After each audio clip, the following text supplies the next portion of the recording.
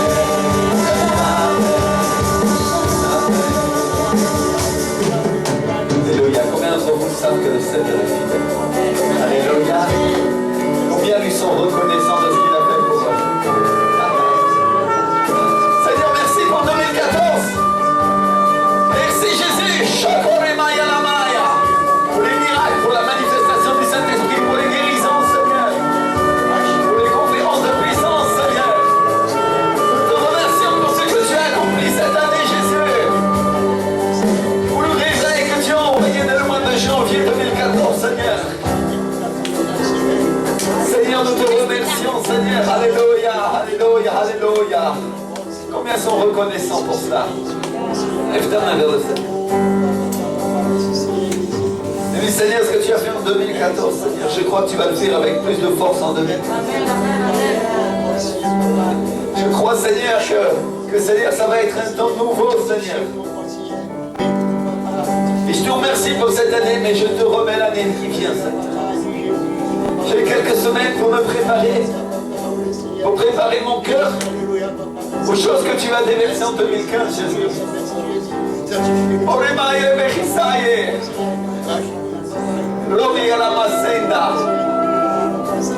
Je sais que tu vas nous surprendre, Seigneur.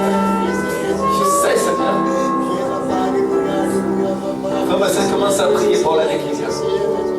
Alléluia, commence à demander ce que tu veux pour l'année qui vient. Seigneur, utilise cette église, Jésus. Seigneur, utilise cette église pour qu'elle soit un flambeau dans la nation. Seigneur, comme c'est vrai ce que nous avons vu allumer, Seigneur. Que nous soyons des chrétiens véritables, Seigneur, en esprit, en vérité, Jésus. Lève tes mains vers le Seigneur.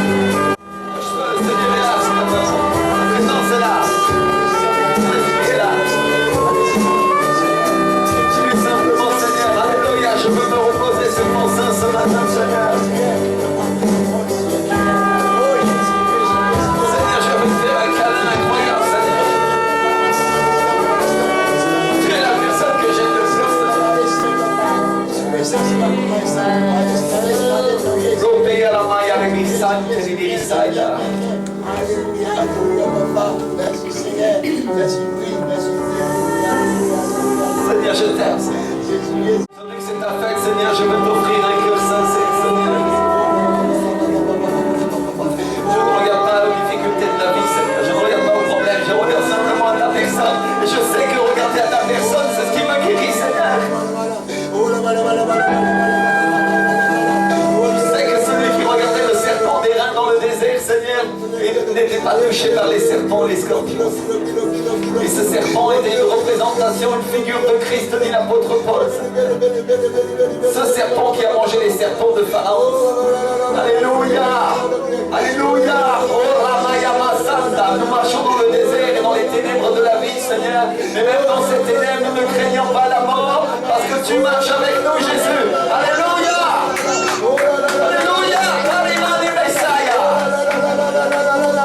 Oh, alléluia! Serons le pouvoir des ténèbres sur cette église maintenant au nom de Jésus de Nazareth. Serons maintenant toute œuvre du diable maintenant. Dans l'atmosphère, Seigneur, maintenant. Toute dépression, tout manque de courage s'arrête au nom de Jésus de Nazareth. Toute tiédeur chrétienne s'arrête au nom de Jésus de Nazareth. Nous reprenons tout esprit qui n'adore pas Jésus. Romaya Ramaya Masanta. Et je te remercie, Seigneur, parce que tu m'as donné du courage ce matin. Le courage de continuer, le courage de m'efforcer, le courage de vaincre, Seigneur. Alléluia! Remercie le Seigneur pour ce qu'il te donne ce matin. Lui, Saint-Esprit, merci parce que, Seigneur, aujourd'hui je reçois, Seigneur, de ta présence, de ta présence, Seigneur. Alléluia!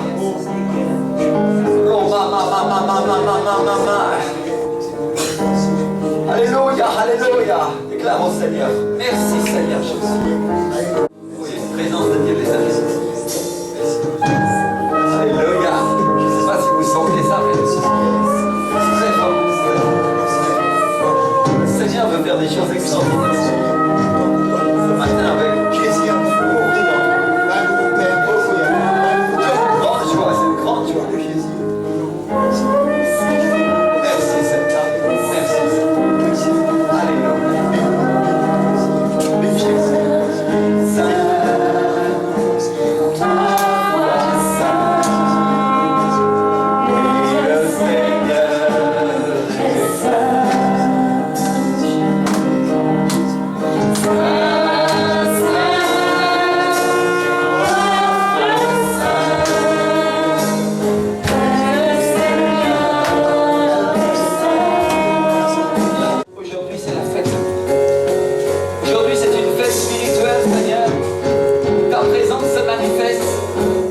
Chacun d'entre nous, Seigneur, chacun d'entre nous reçoit une bénédiction. Qu'on lui a imposé les mains, qu'on lui a pas imposé les mains.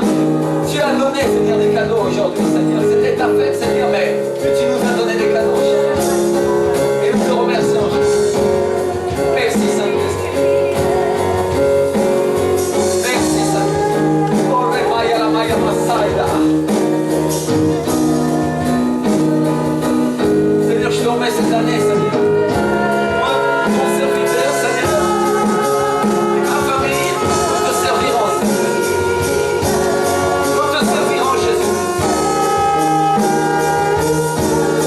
Et nous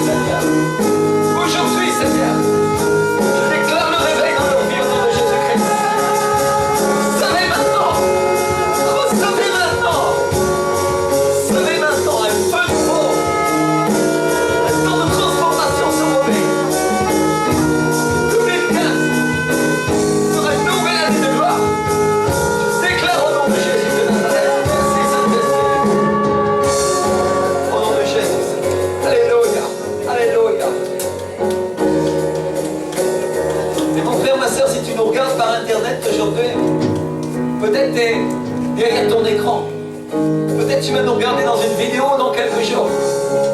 Mais aujourd'hui, je veux te dire une chose. Maintenant, prie. Maintenant, prie. Je voudrais que toute l'église lève les mains. On va prier pour les personnes qui nous regardent à travers Internet. Je demande à toute l'église de prier pour ces gens-là. Je ne sais pas quelles sont tes difficultés, je ne connais pas tes problèmes, mais le Seigneur les connaît. Et aujourd'hui, le Seigneur veut décréter une nouvelle année prophétique sur ta vie. Alors si tu veux lever les mains avec moi, je vais demander à la louange de m'accompagner. Même si tu es tout seul dans ton salon, lève tes mains, ferme tes yeux un instant. Et demande au Seigneur, pardonne-moi Seigneur mes erreurs, mes transgressions. Je te demande de restaurer ma vie. Au nom de Jésus de Nazareth. Je te demande de la remplir de ton esprit, Seigneur. Je te demande, Seigneur, de m'amener la provision surnaturelle de ta présence, Seigneur. Au nom de Jésus de Nazareth. Amen. Et Amen. Maintenant, je veux prier pour tous les malades. Je vois que toute l'église se mette à prier en langue. Malade dans l'église, malade à distance, mais qui regarde ce culte. Au nom de Jésus de Nazareth, je reprends tout esprit de maladie maintenant. Dans le nom de Jésus de Nazareth, diable, tu lâches.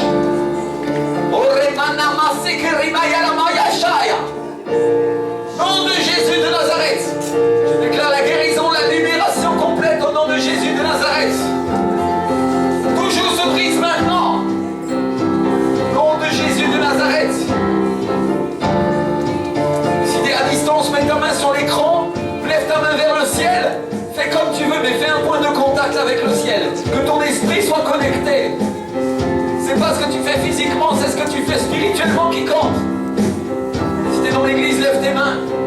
Si tu es malade et tu as besoin de guérison, lève tes mains vers le ciel. Parce que l'Esprit du Seigneur est là, et il est le même hier, aujourd'hui, éternellement. Il peut t'amener la provision de la santé pour ta vie pour 2015 et pour les années qui viennent. Il peut restaurer ta vie. Aujourd'hui, connecte-toi au Seigneur. Lève ta main, fais un point de contact avec le ciel. Peut-être tu peux mettre la main sur ton écran. Tu peux mettre la main sur ta tête et dire, Seigneur, j'ai besoin de la guérison. Aujourd'hui, Seigneur, je reçois, Seigneur, ta parole qui dit que par tes meurtrissures, je suis guéri. Au nom de Jésus de Nazareth. Seigneur, je te prie pour une mesure de foi supplémentaire. Pour celui qui a tardé dans sa guérison, Seigneur. Aujourd'hui, Seigneur, accorde-lui, Seigneur, plus de foi. Au nom de Jésus. Ainsi soit, Seigneur. Alléluia. Mets la main où tu as mal. Peut-être tu as mal au foie. La vésicule biliaire. Peut-être c'est une arthrite qui te fait souffrir. Il y a une arthrite, il y a un rhumatisme dans le dos et dans l'arrière-dos, dans le bassin. C'est bas. Je ne sais pas comment expliquer ça, mais c'est bas. Que le Seigneur guérisse là en ce moment. Je ne sais pas exactement où est cette arthrite, mais elle est bas dans le dos. Et le Seigneur te guérit. Le Seigneur te guérit en ce moment. Et tu vas sentir une chaleur. Tu vas sentir la présence du Saint-Esprit envahir ton corps. Et tu vas voir ma gloire, te dit le Seigneur. Tu vas voir ma gloire, te dit le Seigneur. Alléluia. Alléluia. Mets la main où tu as mal. Déclare la guérison. Au nom de Jésus. Merci Seigneur. Alléluia. Il y a une personne qui est sur Internet qui a une surdité de l'oreille droite. C'est une femme.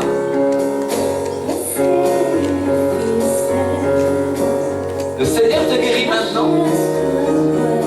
Reçois ta guérison. Je vois que tu envoies ton témoignage.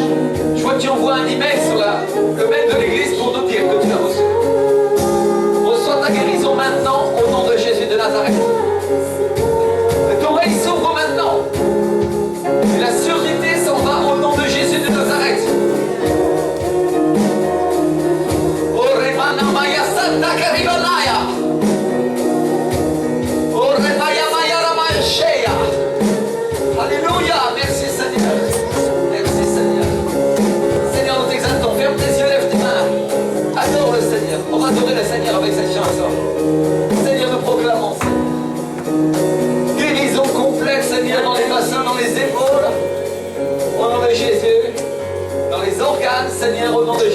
Nazareth. Et dans le sang, au nom de Jésus, il y a une infirmité du sang qui va être guérie. Je ne sais pas qui est cette personne, mais j'aimerais qu'elle se manifeste. Si elle est dans cette salle, qu'elle vienne me le dire après, si elle a eu sa guérison, qu'elle aille chez son médecin, parce que cette maladie du sang est en train de partir. Si elle est à distance, alors qu'elle nous envoie un témoignage. Mais le Seigneur est en train de guérir cela. C'est quelque chose qu'il y avait depuis des années dans son système sanguin. Il ne fonctionnait pas correctement. Et ça, c'est la raison pour laquelle cette femme était malade. Et le Seigneur guérit ton sang maintenant. Maintenant! Maintenant, reçois ta guérison.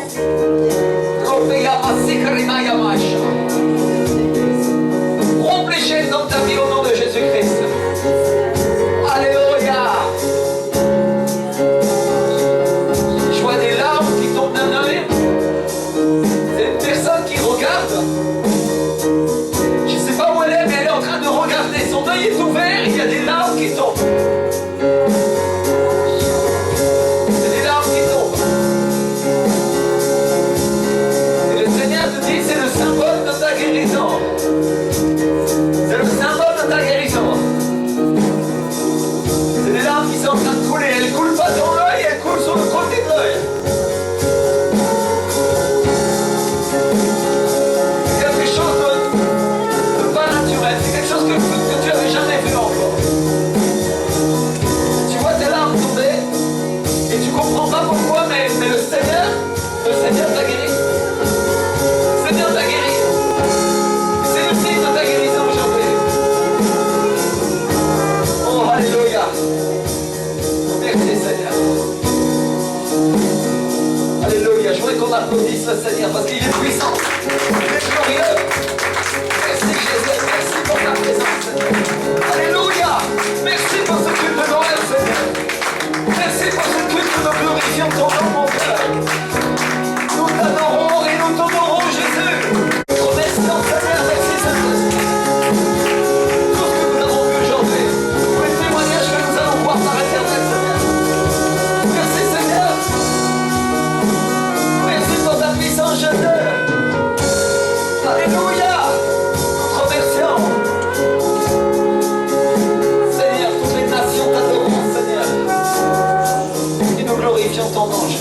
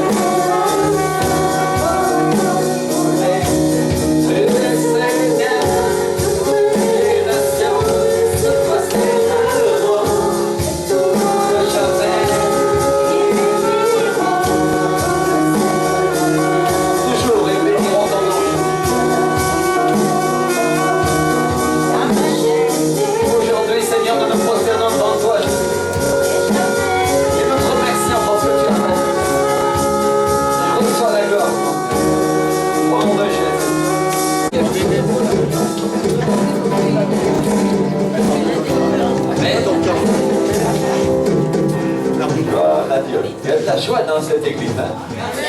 Je voudrais vous témoigner aujourd'hui combien c'était incroyable quand on a commencé ce culte, la présence du Saint-Esprit qu'il y avait. Il s'est emparé de moi alors que les gens n'étaient pas encore arrivés. Et ça a commencé, le culte a commencé sans vous. Vous savez. Alors mes frères et sœurs, je voudrais vous dire, et c'est pas pour vous dire d'être à l'heure, mais soyez à l'heure parce que vous ne savez pas quand le Seigneur va se saisir de vous, quand il va s'emparer et quand il va vous bénir. Amen. Dieu a eu miséricorde, parfois il vous a attendu, mais je peux vous dire que des fois, c'est même avant le culte que Dieu commence à agir et nous devons être toujours là, présents. Amen. Merci Seigneur. Amen. Gloire à Dieu. Et vous n'oubliez pas que notre église organise aussi un événement au mois de mars avec le pasteur Gustavo Castillo. Et on va tous semer, on va tous prier pour ça. On est en gros travail. On remercie toutes les équipes qui se sont mises au boulot. Certains ont déjà été nommés chefs dans des secteurs et puis on attend les autres églises. On s'est tous mis au travail très très fortement pour ça. Il y aura de l'évangélisation dehors, il y aura le théâtre d'évangélisation. Vous allez voir, ça va être formidable. Et ça sera, surtout, ça sera ici à Cergy. Nous, on va faire gratuit pour les gens, mais c'est nous qui serons pour eux. Alléluia. Donc c'est un petit peu différent comme principe. Ça veut dire que nous, on doit avoir plus de foi pour les autres aussi. Amen. Alléluia. Merci Seigneur. On va partager ensemble la parole et on va juste prier ensemble un instant parce que je voudrais qu'on prenne conscience vraiment de ce moment de Noël. Je crois qu'on a senti dans l'esprit aujourd'hui qu'il y avait quelque chose de fort, non? Amen. Fermez vos yeux un instant et on va prier, on va dire Seigneur, parle-nous Seigneur dans cette prédication. Et ô Éternel Seigneur, vraiment nous te demandons Seigneur que cet esprit de Noël, mais qu'il soit vraiment le Saint-Esprit, qui soit l'Esprit de Jésus, tombe sur nous et nos familles Seigneur, et que nous passions un Noël absolument formidable Seigneur. Au nom de Jésus, Amen et Amen. Amen. Combien sont d'accord avec ça? Amen. Alléluia. On a tous envie de passer un super Noël. Hein? Amen. Merci Seigneur. Mais je voudrais vous parler un petit peu de Noël parce qu'on est le 21 décembre, si je ne m'abuse. Et dans quelques jours, il y aura le 24 décembre. Et Noël, je voudrais rappeler, et puis aux enfants aussi, que Noël, c'est pas le Père Noël. N'est-ce pas? Noël, c'est vraiment autre chose. Et comment dire, le Père Noël, c'est une invention de l'homme, on peut dire, qui vient de la pensée de l'homme, n'est-ce pas? Alléluia. Et c'est vrai que on a tous envie des cadeaux, et ça c'est super parce qu'on a tout à fait droit aux cadeaux, hein, les enfants, vous aurez droit à vos cadeaux, je suis sûr que vous allez être bénis extraordinairement. Amen. Mais nous autres chrétiens, nous tous, on doit comprendre que le sens de Noël, c'est Jésus. Dites avec moi, c'est Jésus. Alléluia. Et que Jésus, c'est le plan de Dieu pour notre salut. Et qu'on ne peut vraiment pas laisser cet héritage tomber aux oubliettes et laisser ce qui nous appartient partir entre les mains du monde, n'est-ce pas? Je voudrais vraiment qu'aujourd'hui on soit des gens qui vont restaurer et redresser le royaume de Dieu. Amen. Vous savez, l'événement il va porter ce nom-là, il va s'appeler Un cœur pour le royaume, parce que c'est le nom de la vision que Dieu m'a donnée. Et vous savez qu'on a une vision de restaurateur du royaume de Dieu dans cette église. Alléluia. Et restaurer le royaume de Dieu, ça veut dire remettre les choses à leur place aussi, comme elles doivent être et tel que c'est écrit dans la parole, tel que le Seigneur nous le révèle. Amen. Alors, je voudrais vraiment aujourd'hui vous dire ça, qu'on voudrait restaurer ce que c'est que Noël. Alléluia. Parce qu'on a tous tellement glissé, on va dire, avec le monde, où ils sont tombés dans une célébration de Noël qui est tellement différente, non, parce que leur pensée est tellement fixée sur les choses non spirituelles, parce qu'ils ne connaissent pas Dieu. Ils sont tellement antéchrist, on pourrait dire, pour être clair, qu'ils ont supprimé Christ carrément de la fête de Noël. Incroyable. Il y a même des gens qui parlent de supprimer Noël parce que ça choquerait certaines personnes. Est-ce que vous vous rendez compte de ce que ça veut dire? Alors Noël, c'est plus qu'une tradition. Et moi je comprends que certains défendent cette tradition parce que c'est une tradition qui est agréable. Moi je ne suis pas contre les traditions à partir du moment où elles ne sont pas contre la parole de Dieu. Mais celle-là, elle n'est pas du tout contre la parole de Dieu, non. Bon, après il ne faut pas exagérer peut-être avec les cadeaux, mais enfin bon, on a le droit quand même, non? C'est une bénédiction, merci Seigneur. Mais je crois qu'aujourd'hui nous devons, mes frères et sœurs, ensemble restaurer le vrai sens de Noël. Amen. Et le vrai sens de Noël, dis-le à ton voisin, ta voisine, le vrai sens de Noël, c'est Jésus-Christ. Alléluia, c'est Jésus-Christ. Amen. Alléluia. Ça ne veut pas dire qu'on n'a pas le droit de faire la fête, hein. On n'est pas austère. Le vrai sens de Noël, c'est Jésus-Christ. Amen. Alors, il y a des gens qui ne font même plus la différence entre Jésus et le Père Noël. Je ne sais pas si vous vous rendez compte. Ils voient Jésus avec une barbe et un habit rouge. Non, je ne sais pas. Mais pour dire que il y a de la confusion dans la pensée des gens, non?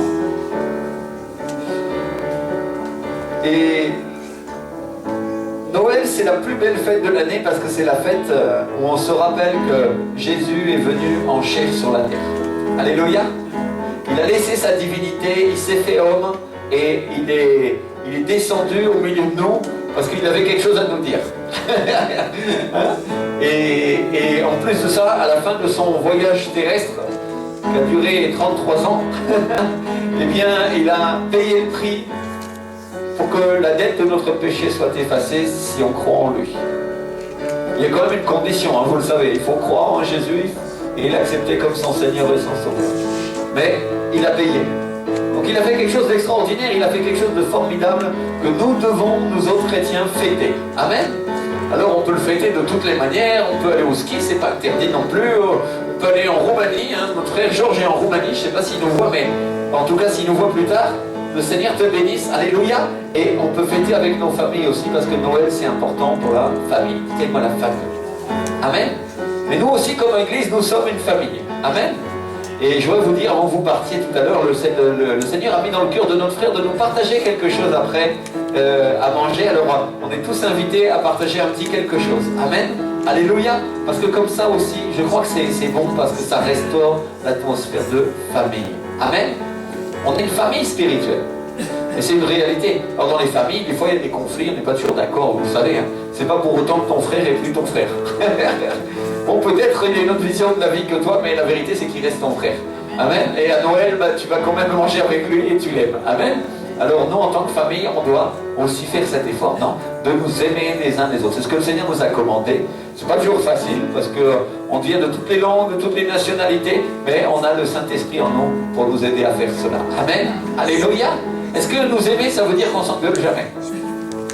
Je crois qu'il ne faut pas confondre les choses, non? On peut s'engueuler. C'est pas interdit. On ne doit pas passer notre temps à ça, mais la réalité, c'est que dans une famille, des fois, il y a des petits erreurs, des petits conflits, non? Et c'est aussi ça, une famille, ça en fait partie, non? Est-ce que tu as étranglé tes enfants parce qu'ils avaient fait tomber tes chaussures, par exemple? Non, tu les as peut-être criés un peu, non? Mais tu les aimes quand même. Amen. Mais le Seigneur nous aime quand même malgré nos erreurs. Et nous devons, nous aussi, comprendre que Noël, c'est Jésus à l'intérieur de nos cœurs, c'est la fête de la famille. C'est-à-dire que même si dans ta famille, quelqu'un qui est vraiment insupportable, et puis on en a tous, hein, je ne vais pas vous livrer mes petits secrets, mais tout le monde n'est pas parfait. Alléluia. Mais simplement, on est tous au même point.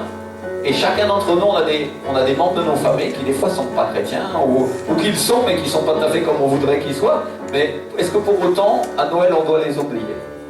Et non.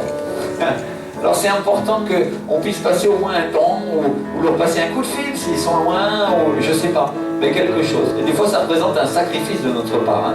Hein? C'est vrai. Bon, des fois, c'est vrai que si tu n'as pas de famille, tu vas dire, Seigneur, moi j'ai envie celui qui en a une. Et puis tu auras raison quelque part. Et puis celui qui a une famille, lui, il dit, ah ouais, mais ma famille, ils sont casse-pieds. Alors vous voyez, on est tous versés dans ces futilités-là. Mais la réalité, c'est que Noël, c'est un signe de joie. Amen. Alléluia. Et vous voyez cette joie surnaturelle qu'on sentait tout à l'heure.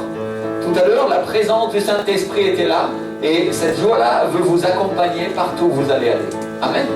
Alléluia. Alors si tu es dans le conflit, ou tu es dans la difficulté avec des membres de ta famille, ou tu es dans la tristesse peut-être, ou peut-être tu es dans la joie, eh bien le Seigneur va quand même t'amener cette joie sur toi.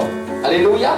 Et c'est à cette joie-là que tu dois t'accrocher, parce que cette joie-là vient du Saint-Esprit. Cette joie-là, ça sera ta force. Cette joie-là, c'est ça qui va te donner la victoire dans tes épreuves, parce que c'est la joie de Jésus. Alléluia. Amen.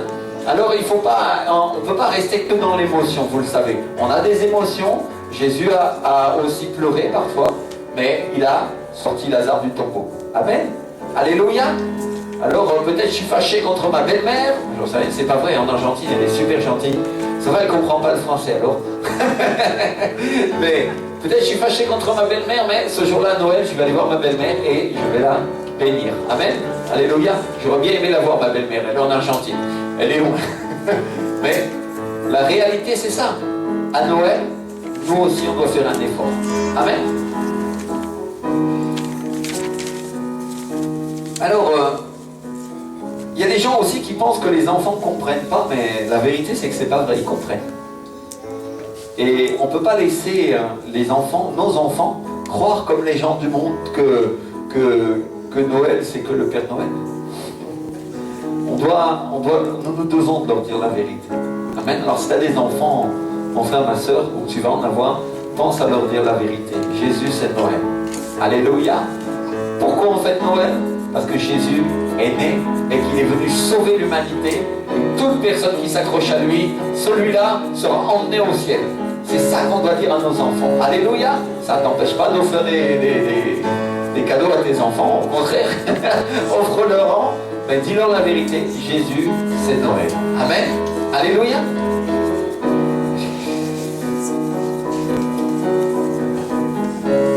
Donc, qu'on soit conscient ou non de ces choses-là, le monde, lui, ou plutôt le diable derrière le monde, il a voulu distorsionner l'esprit de Noël, il faut bien le comprendre.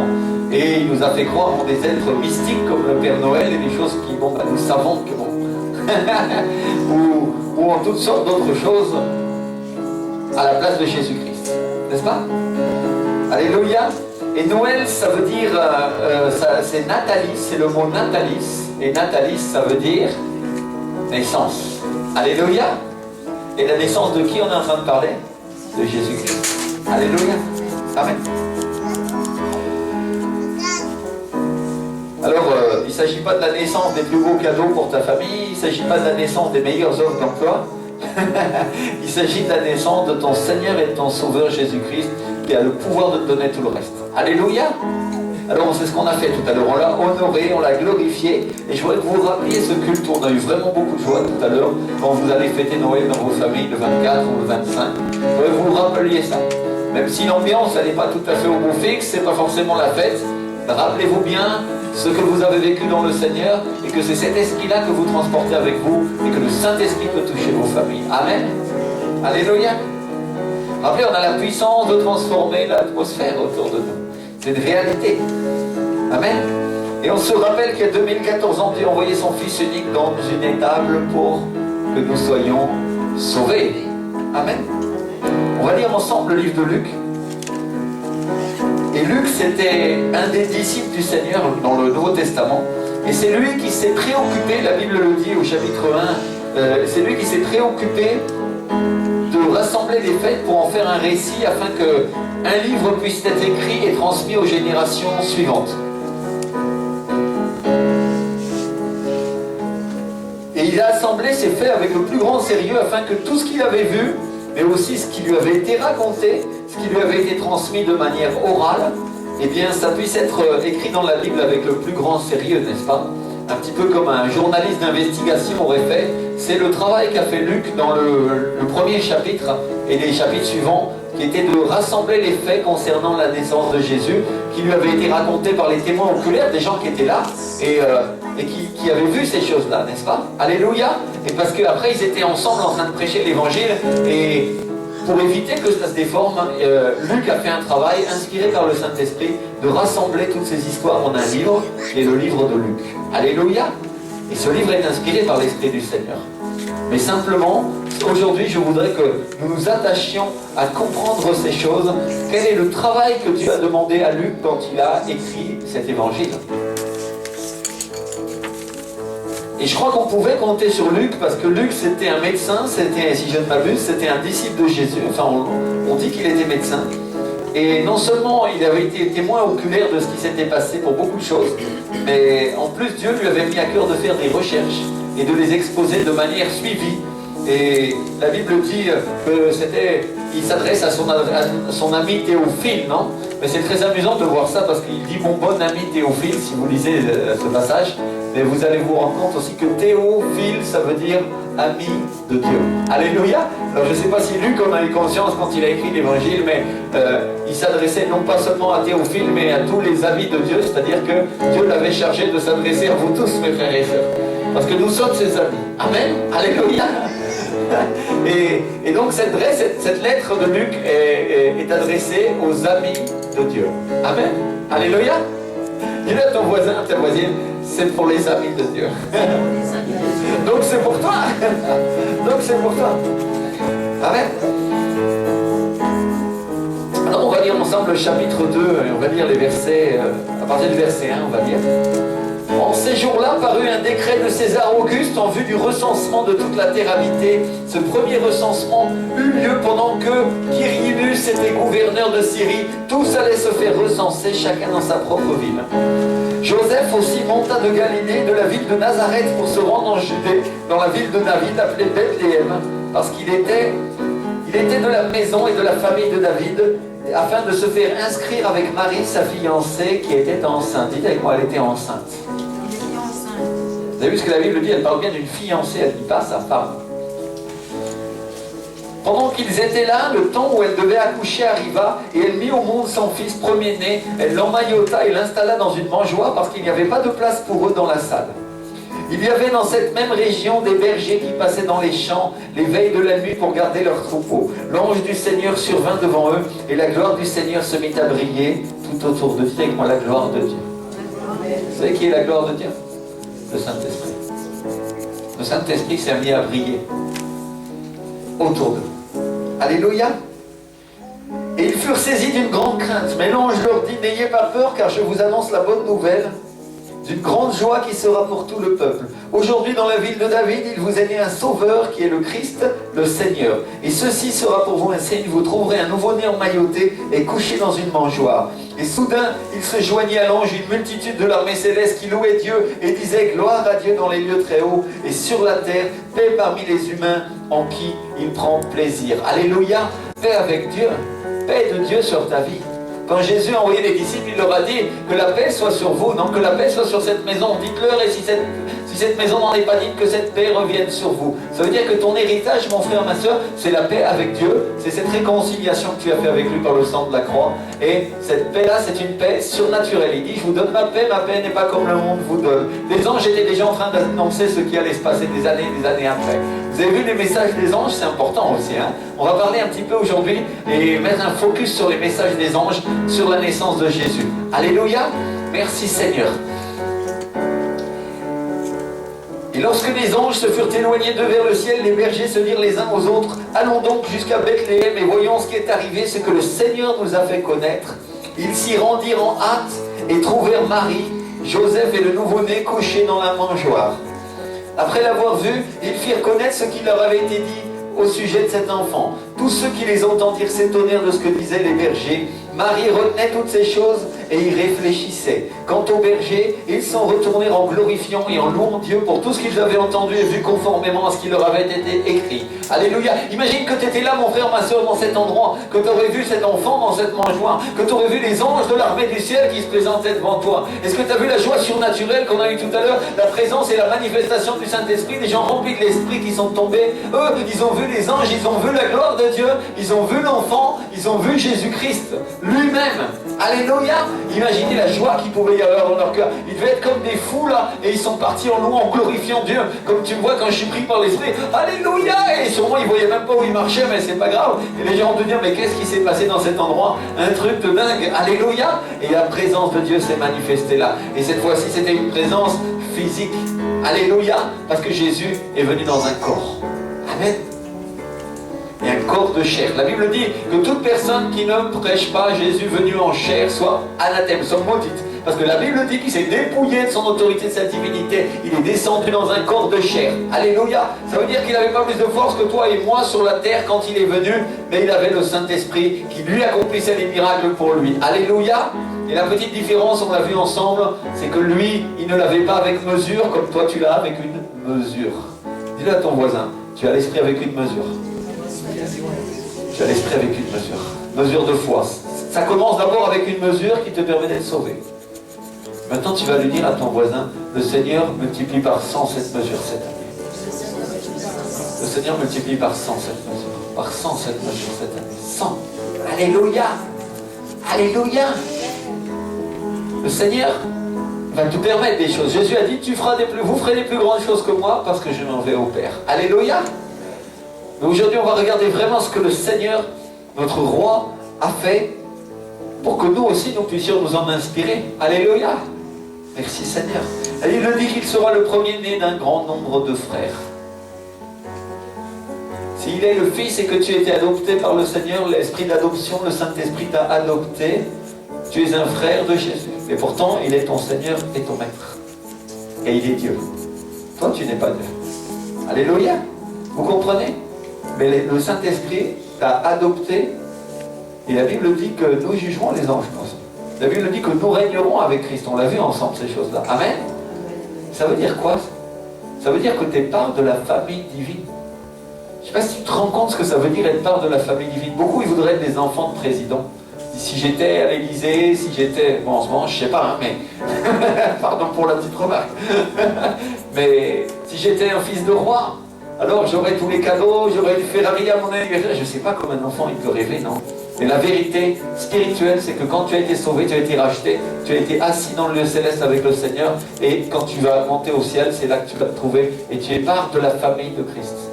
Et tu vas voir que Christ, il a une grande famille. Alléluia. Tu fais part de ses enfants.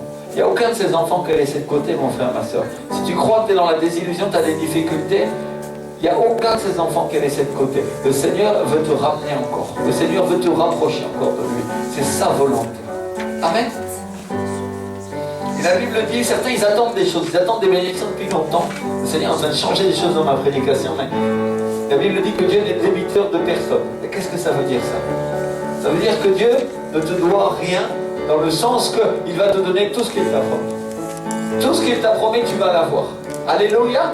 Si ça a été suspendu parce que tu as transgressé, tu as triché un peu, Dieu va te le donner quand même. Mais il va falloir que tu t'approches de lui. C'est normal, il faut être obéissant. Amen. Alléluia. Dieu ne demande pas de l'excellence, de la performance, de l'intelligence, de la sagesse, de la perfection. Non. Dieu demande juste de la reconnaissance et de l'amour. Amen. C'est ça que Dieu donne. Et donc, Dieu n'est débiteur de personne. Ce qu'il t'a promis, tu vas l'avoir. Alléluia. Merci Seigneur.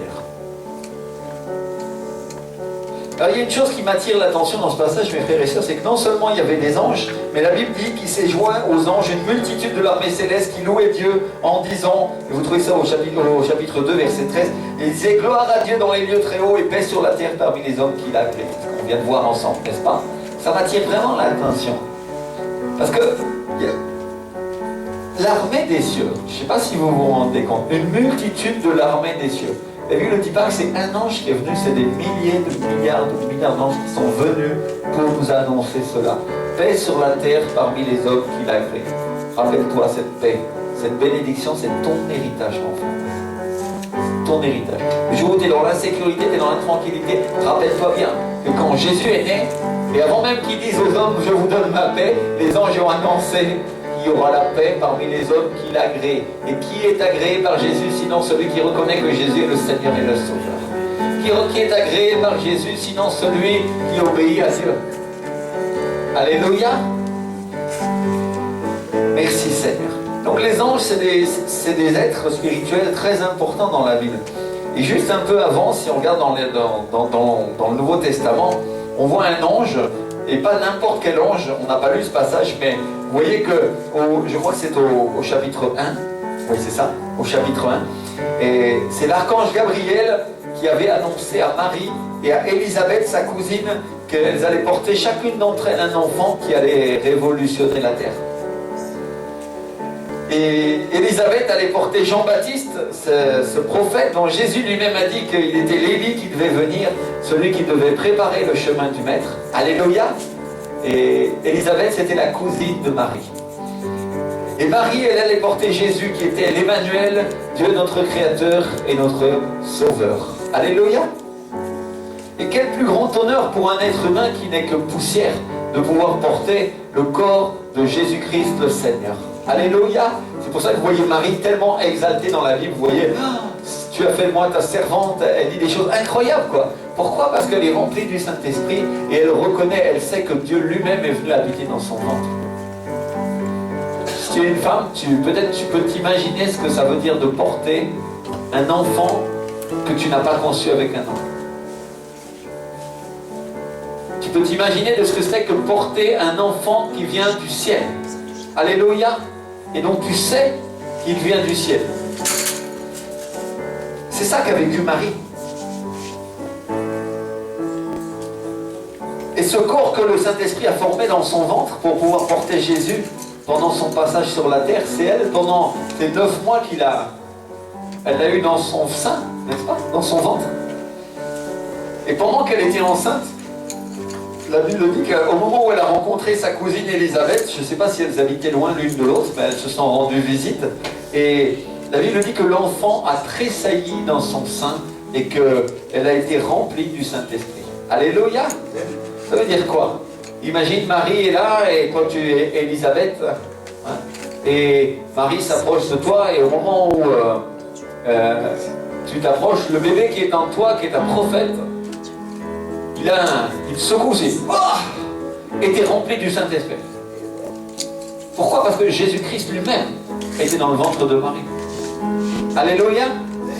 Quand on s'approche de la présence du Seigneur, mon frère, ma soeur, Jean-Baptiste qui était encore un bébé dans le ventre de sa mère, qui était encore un embryon, on peut dire, un peu développé, certainement, s'il avait plusieurs mois de... eh bien, il a reconnu le Seigneur. Il a reconnu le Seigneur. Alléluia. Merci Seigneur. Et Marie, qui n'avait pas connu d'homme, qui avait été mise enceinte par Dieu, parce que la Bible dit que le Saint-Esprit est venu sur elle, et l'avait couvert de son ombre, et qu'elle avait conçu Jésus. Eh bien, mon frère, ma soeur, Dieu peut absolument tout faire. Il peut prendre une simple femme et créer en elle un enfant. On a vu la semaine dernière que Dieu est le créateur du ciel, de la terre, des étoiles, et qu'il a créé l'être humain, il a créé l'homme et la femme. Et c'est dur à comprendre pour les gens, mais la réalité, c'est que c'est simple pour Dieu de faire ça. C'est très simple. Amen. Merci Seigneur. Et Dieu aime se glorifier en montrant des choses qui sont absolument impossibles aux hommes. Parce qu'il vient aussi sur Élisabeth, sa cousine, qui était stérile et âgée, et il lui permet de concevoir un enfant qui va être le prophète Jean-Baptiste. Dis avec moi, le Seigneur aime les choses qui sont impossibles aux hommes. Ça nous encourage, non? Des fois tu dis, ça me paraît impossible. C'est une bonne nouvelle, c'est une mission pour le Saint-Esprit. Parce que Jésus aime les signes et les prodiges et les miracles. Jésus aime ce qui est impossible aux hommes parce que c'est là qu'il est glorifié. Amen. Si c'était facile, pourquoi Jésus a dit qu'il va le faire? Jésus va le faire justement parce que c'est impossible avec encore plus forte raison. Amen. Merci Seigneur. Et ça vous rappelle rien cette grossesse surnaturelle, non pas celle de Marie, mais celle d'Élisabeth. Élisabeth a bien couché avec son mari, et ils ont conçu un enfant. Et cet enfant a été choisi par Dieu pour être un prophète. Mais elle était stérile. Ça veut dire qu'elle ne pouvait pas enfanter. Ça vous rappelle rien? Sarah, la femme d'Abraham, qui ne pouvait pas concevoir et qui a ri. Dites avec moi, elle a ri. Elle a ri, elle a dit c'est pas possible Seigneur, et Dieu l'a fait. Et Sarah a enfanté aussi dans sa vieillesse, et Dieu s'est glorifié, lui a donné un fils qu'elle a appelé Isaac, qui est le fils de la promesse, celui qui hérite du patrimoine à la place du fils de la servante. Non, alléluia.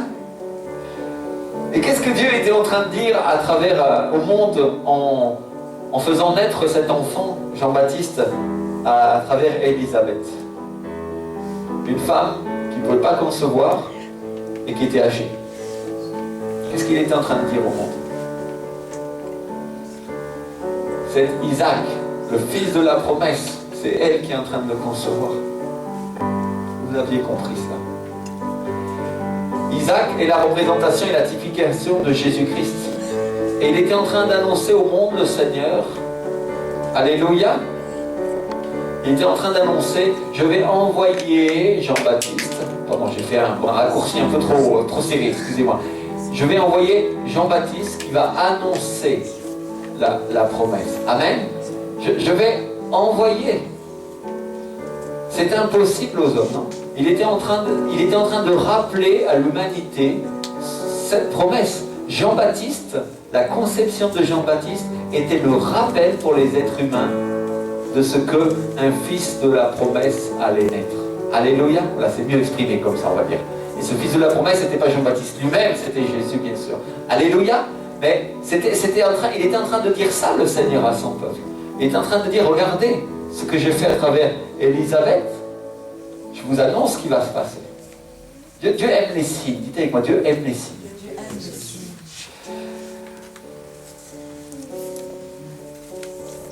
Il était en train de leur dire, je vais vous envoyer celui qui hérite d'Israël, celui qui sera votre chef et votre sauveur. Et tous les Juifs savaient ça. Il va venir un Messie, il va venir le Christ. Il va envoyer son Fils, le Seigneur, pour nous sauver. C'était écrit dans les Écritures, c'était annoncé par les prophètes.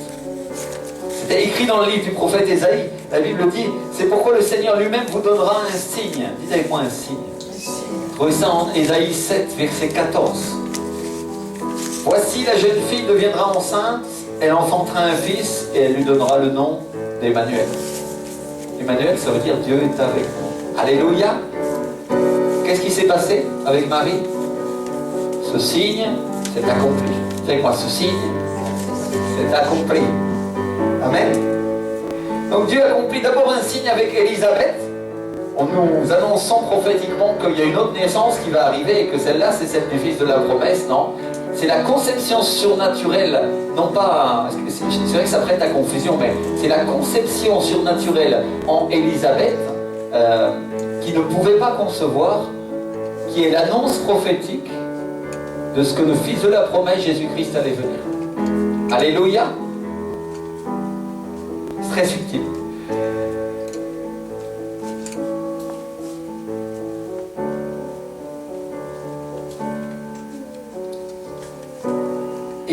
Il prend la cousine de Marie, Élisabeth, qui est âgée et stérile, et il lui envoie un ange pour lui apporter un message qui lui dit: tu vas être enceinte et ton fils s'appellera Jean et ce sera un prophète. Waouh, vous imaginez la tête de Élisabeth? Qu'est-ce que c'est ça? Et elle se cache pendant 5 mois en disant: c'est une grâce que le Seigneur m'a faite quand il a jeté les yeux sur moi pour ôter mon opprobre parmi les hommes. Alléluia. C'est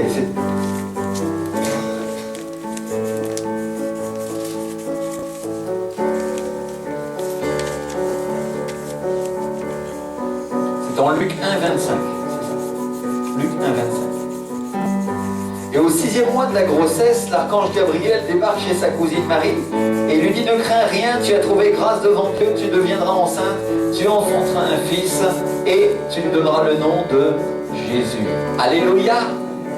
Donc 2 naissances avec 2 conceptions surnaturelles. L'une avec une union et une communion entre un homme et une femme, c'est une naissance comme n'importe laquelle d'entre nous, et c'est un prophète.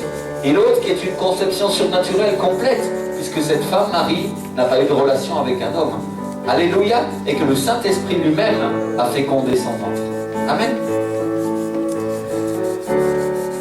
Et Marie lui dit: mais comment ça se fait puisque je ne connais pas d'homme? Et l'ange lui répond: le Saint-Esprit va venir sur toi, la puissance du Très-Haut te couvrira de son ombre. C'est pourquoi le Saint-Enfant qui naîtra de toi sera appelé Fils de Dieu. Amen. Alléluia.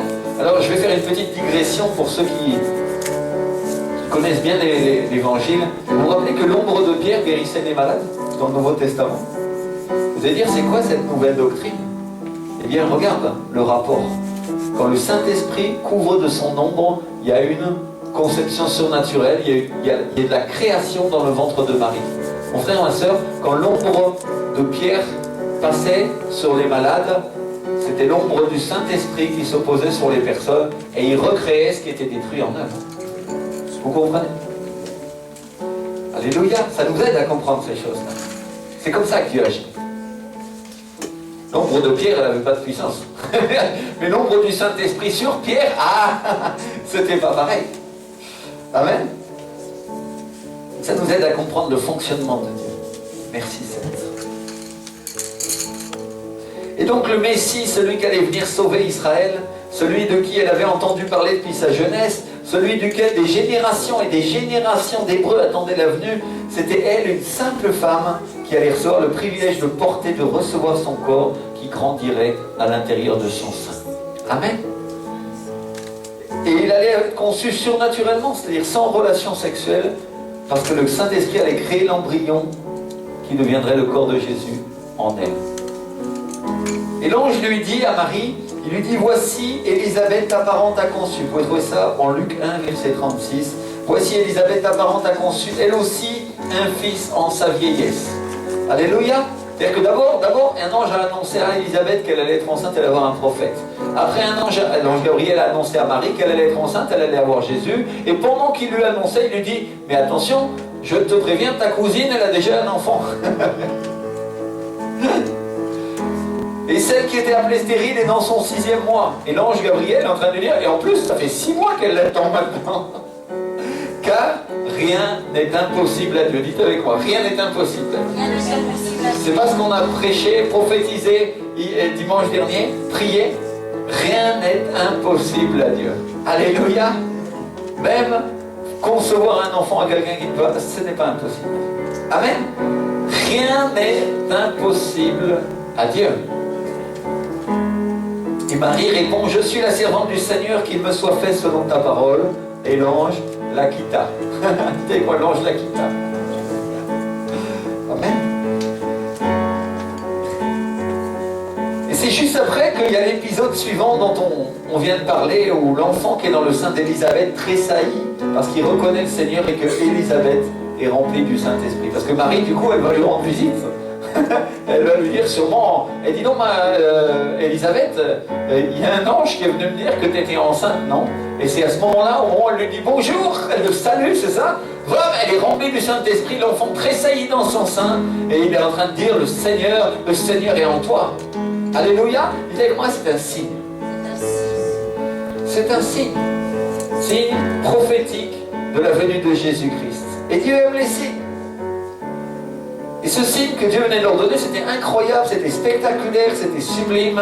Un ange descendu du ciel, pas n'importe quel ange, l'archange Gabriel. Alléluia. La Bible parle de deux archanges, elle parle de Michel et de Gabriel. Ça veut dire qu'un des deux archanges dont parle la parole descend pour annoncer la venue de Jésus-Christ. Combien il est important le Seigneur, n'est-ce pas?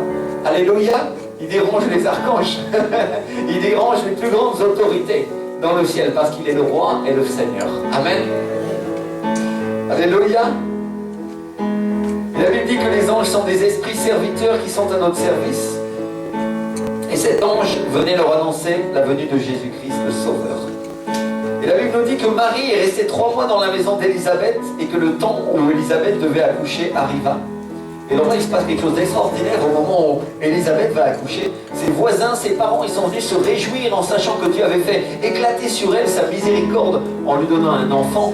Et vous savez que, comme la tradition juive le demande, ils sont venus pour le circoncire le 8e jour et ils ont voulu l'appeler Zacharie comme son père. Dites avec moi, Zacharie.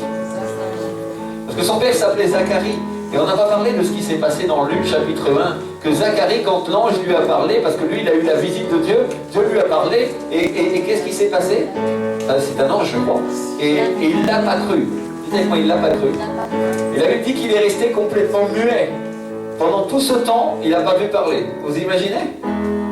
Donc ça faisait 9 mois que Zacharie était muet dans sa maison. Tout le monde savait qu'il avait une vision. Tout le monde savait que le Seigneur lui avait parlé, il ne savait pas comment, mais il savait qu'il s'était passé quelque chose dans cet endroit. Mais la Bible dit qu'au moment où ils ont voulu appeler l'enfant Zacharie comme son père, ils lui ont fait des signes et Élisabeth a dit non, son nom est Jean. Parce que quand ils ont voulu l'appeler Zacharie, Élisabeth a dit non, non, vous ne l'appellerez pas Zacharie, son nom c'est Jean. Dites avec moi, son nom c'est Jean. Alléluia. Et alors ils sont tournés vers le père qui était muet. Dites avec moi, le père était muet. Et à ce moment-là, Dieu a ouvert sa bouche. À ce moment-là, il a ouvert sa bouche. Parce que il a demandé des tablettes et il a écrit Jean et son nom. Et c'est à cet instant-là que la bouche de Zacharie s'est déliée. Alléluia. Ça c'est un signe. C'est un signe. Jean-Baptiste, c'est un signe pour Jésus-Christ. Alléluia. Quand la bouche de son père s'est déliée, c'est encore un signe de Dieu. Alléluia. Dites moi un signe. Le Seigneur aime les signes. Il y a tellement de signes dans la Bible. Vous allez trouver des signes, des accomplissements de prophétie, et vous allez les trouver par paquets de dizaines et de centaines. C'est pas seulement un.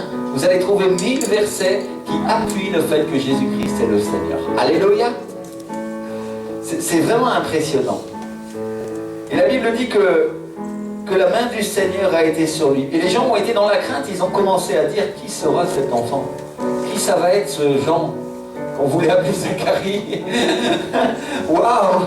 Son père d'un seul coup est délivré et sa bouche commence à parler et il glorifie Dieu.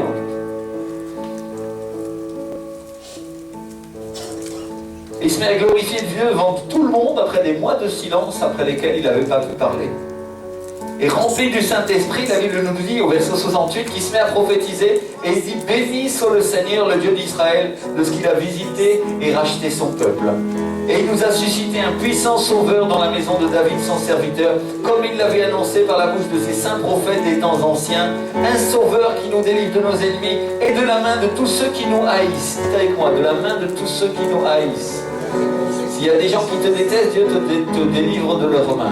Amen. C'est ainsi qu'il manifeste sa miséricorde envers nos pères et se souvient de sa sainte alliance selon le serment par lequel il avait juré à Abraham notre père de nous permettre, après que nous serions délivrés de la main de nos ennemis, de le servir sans crainte en marchant devant lui dans la sainteté et dans la justice tous les jours de nos vies. Alléluia. Donc Zacharie se met, il écrit son nom et Jean, sa bouche s'ouvre surnaturellement et il commence à prophétiser et à parler de ce que le Seigneur est en train de faire et de ce que le Seigneur nous envoie. Qui ça? Non pas Jean-Baptiste, mais Jésus-Christ. Alléluia. Qu'est-ce qu'il est en train de faire? Il donne un témoignage prophétique de ce que son fils va prophétiser ensuite quand il va être plus grand. Alléluia. Le bébé ne peut pas parler, mais qui Dieu utilise à ce moment-là? Son père Zacharie. Alléluia. Ça, c'est encore un signe. Et il annonce qui? Jésus-Christ. Alléluia. Dieu nous a envoyé un sauveur.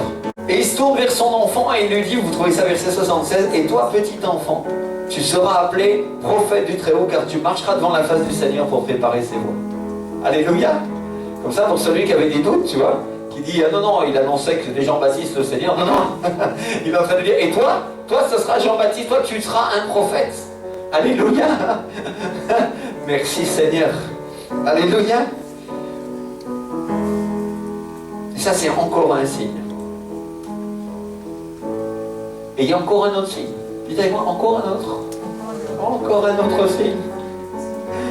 Joseph, le petit ami, le fiancé de Marie. Il prend ses affaires, il prend celle de Marie, il monte à Nazareth pour aller en Galilée. Et il va à Bethléem pour se faire recenser parce que l'empereur César Auguste, le Romain, il avait ordonné qu'il se fasse un recensement sur la terre entière. Et il arrive avec Marie, qui est encore sa fiancée, ils arrivent à Bethléem, il y a tellement de monde, il n'y a même pas une place d'hôtel. Ni aux premières classes, ni au Sheraton, ni au Hilton. Il n'y a aucun hôtel. Et ni au palais d'Hérode, qui était à Jérusalem. Rien à des kilomètres. Vous imaginez? Et il décide de passer la nuit dans une crèche. Et où est-ce qu'il décide de passer la nuit? À Bethléem. Dites avec moi, à Bethléem. Et là, celui qui connaît les Écritures, il devrait être interpellé, il devrait sauter de joie, parce qu'il est écrit dans le livre du prophète Michée, dans l'Ancien Testament, en Michée 5.2, il est écrit, et toi, Bethléem Ephrata, petite entre les milliers de Juda, de toi sortira pour moi celui qui dominera sur Israël.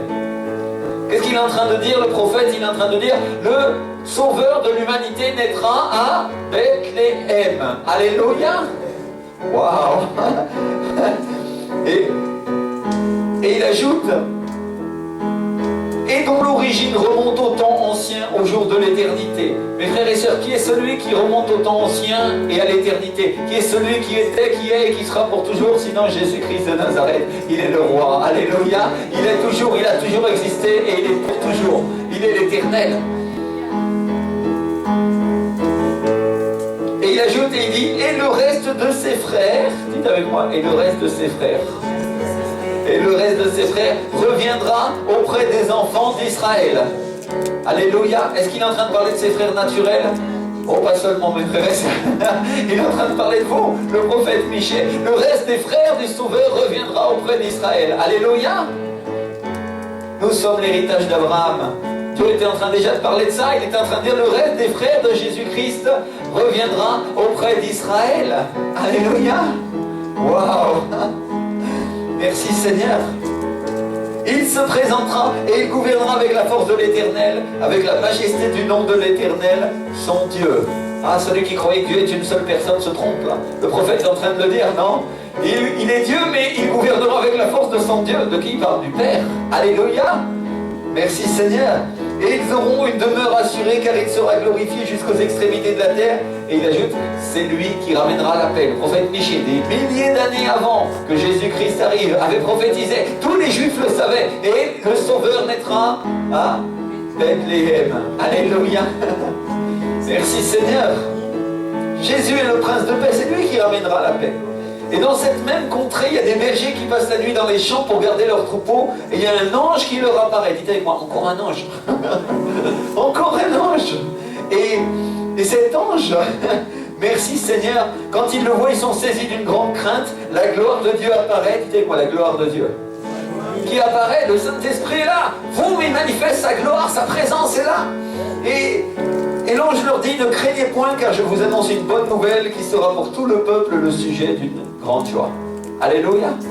Mes frères et sœurs, la nouvelle de Jésus-Christ est le sujet d'une grande joie pour nous. Pourquoi vous pensez que le Seigneur nous a fait sentir de la joie tout à l'heure?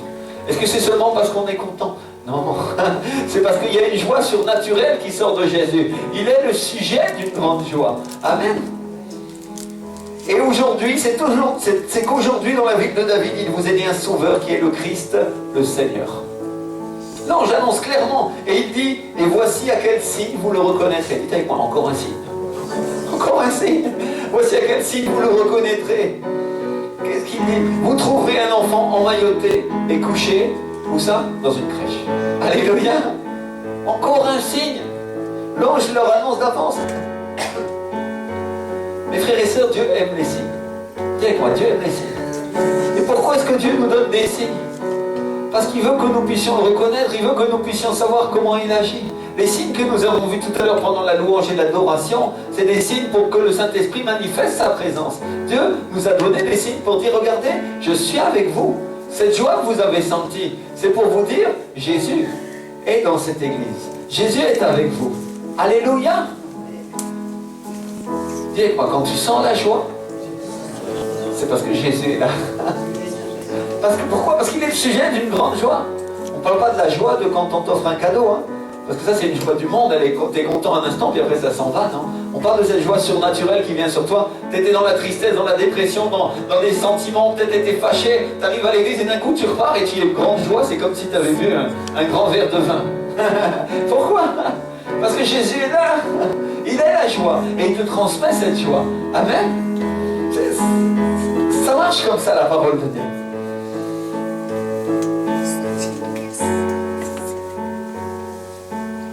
Et d'un seul coup, si on vit au passage dont on a parlé tout à l'heure, il se joint à l'ange une multitude de l'armée céleste qui se met à louer Dieu et dire « Gloire à Dieu dans les lieux très hauts, paix sur la terre parmi les hommes qui l'agréent. » Ça, c'est un signe de plus. Parce qu'on n'envoie pas une armée, mon frère et sœur, pour glorifier quelqu'un, si cette personne n'est pas le roi ou le fils du roi. C'est quelqu'un de très important. Dieu envoie une armée d'anges pour glorifier Jésus. Alléluia. Dites avec moi, ça c'est un signe. Ça c'est un signe. Il est le Fils de Dieu, mais il est aussi le roi des rois et le Seigneur des seigneurs. Il est Dieu fait homme, Emmanuel, Dieu au milieu de nous. Alléluia. Et chose incroyable, il naît, et les premières personnes à qui Dieu envoie un ange pour leur annoncer la bonne nouvelle, qui sont-ils? Est-ce que c'est des rois? Est-ce que c'est des nobles de la terre? Est-ce que c'est des gens importants? Non, non, c'est des bergers. C'est des pasteurs. Il envoie ça, des gens qui gardent des brebis, pour que eux sachent. Dis-le à ton voisin, ça c'est un signe. Ça c'est un signe prophétique. Pour que eux sachent que Jésus est là. À qui Dieu avertit en premier? Au pasteur, au berger. Dieu est comme ça. Il est le bon pasteur. Il est le bon berger. Alléluia. Qu'est-ce qu'il est en train de dire, cet ange? Il est en train de dire au pasteur, le pasteur des pasteurs, le bon berger, est né. Allez le voir. Merci Seigneur, non? Gloire à Dieu.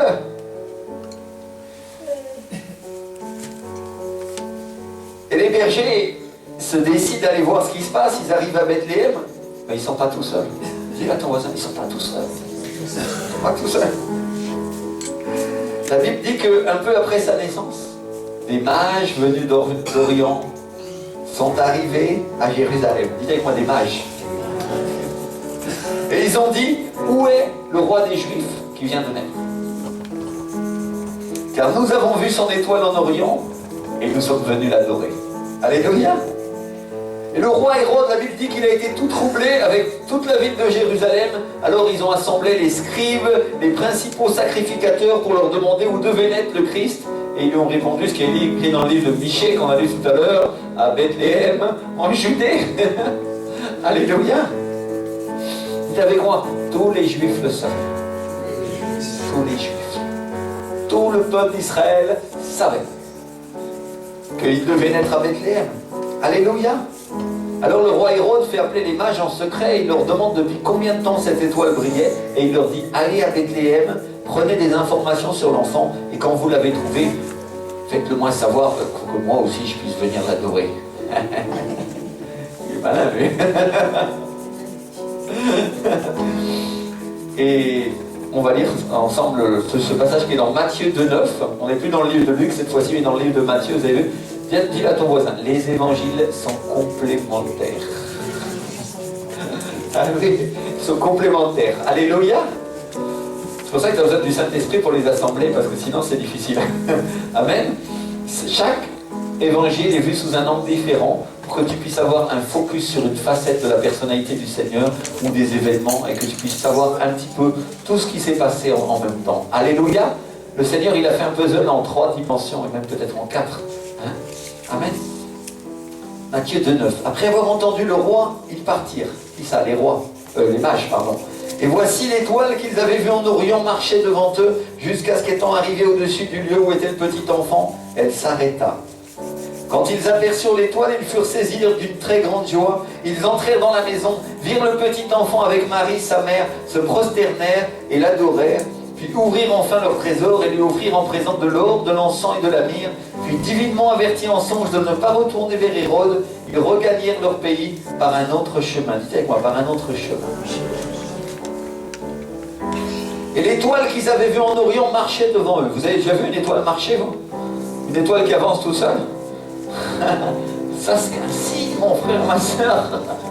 Si tu es astronome, tu sais qu'une étoile bouge, mais pas comme ça. Et je peux te dire que les mages, eux, ils étaient des scientifiques, ils étaient des savants, ils étaient des gens qui connaissaient les étoiles. Et quand ils ont vu cette étoile, ils savaient quelque chose. Alléluia. Il y a quelque chose de pas normal, il y a quelque chose qui va arriver. Alléluia.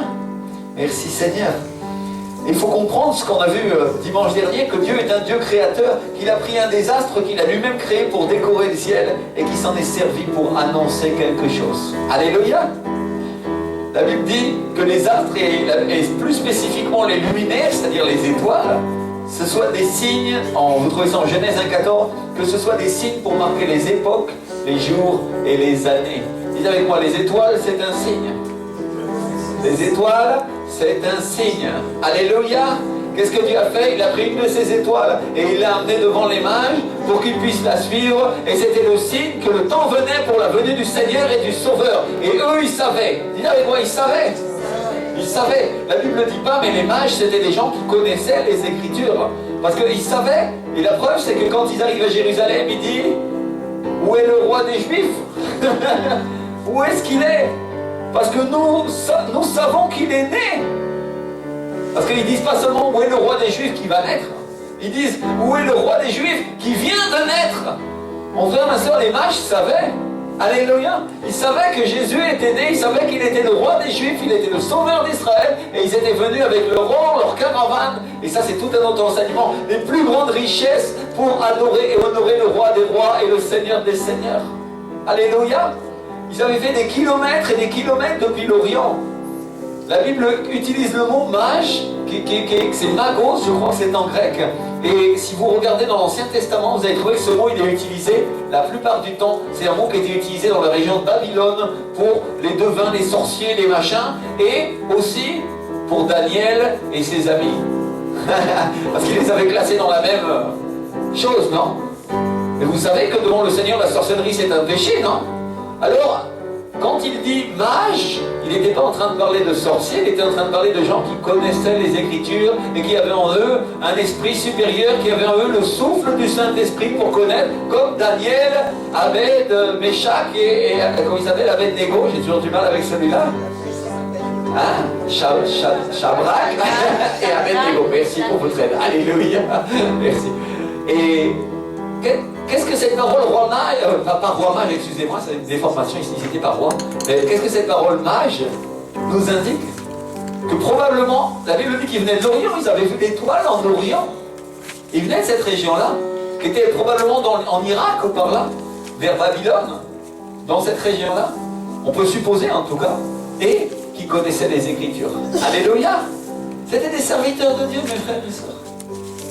Et ces serviteurs étaient là-bas. On peut faire une supposition, je ne voudrais pas l'enseigner ça parce que je ne suis pas certain. On peut supposer que peut-être c'était des descendants de toute cette époque-là, de gens qui étaient restés, je ne sais pas.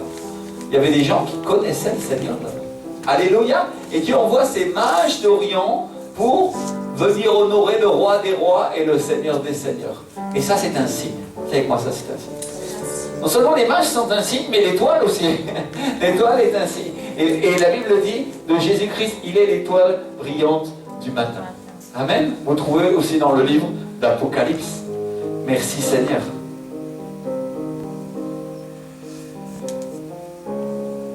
Et vous savez que les navigateurs se servent des étoiles pour pouvoir s'orienter, non?